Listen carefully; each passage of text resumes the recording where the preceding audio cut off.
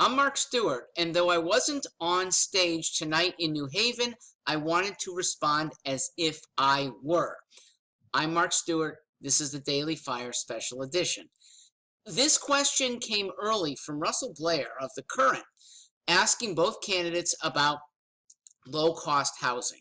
Russell, and to your readers, this is my response. Low-cost housing should be a municipal responsibility. The state can do a couple things to reduce statewide costs. Number one, high utility bills. And we have been protecting big electric and gas companies. Their rates are higher than here than any other state. That doesn't have to be so high.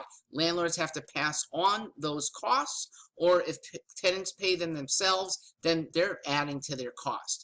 Low costs could be achieved also if you had building codes that are more respectful of individual need. Right now, extra costs mean homes don't get improved.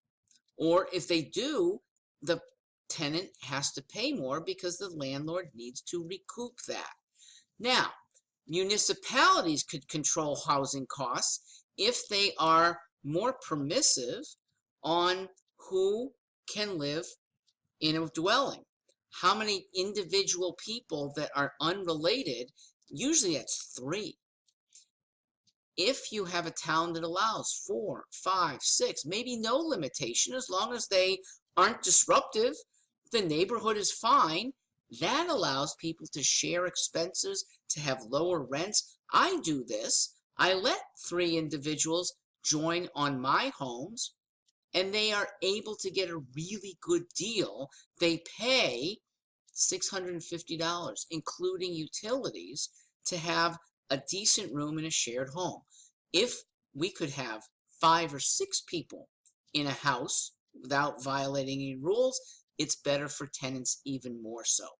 There's also the issue of, this is statewide, tenants being protected by the courts when they abscond. This inability for landlords to recoup the losses because they can't evict tenants easily. When they do evict them, it's hard to catch up to them in terms of getting money back when they don't pay. Landlord response is, I got to raise the rent to protect against the deadbeat tenant, protected by the laws of Connecticut. So there's a lot of things we could do that can reduce housing costs. Now, municipalities should be in control, and some don't want affordable housing. Fine, please don't force it on them. A community is likable, and people aspire to go to certain communities because they have very restrictive rules. They want to uphold very high standards in Avon, and in Glastonbury, and in Wilton, and in Darien.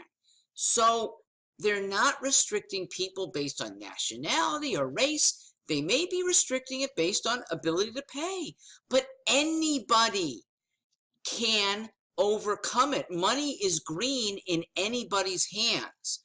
So I don't blame municipalities for restricting the people based on their ability to pay for nice upscale homes. And look at the result.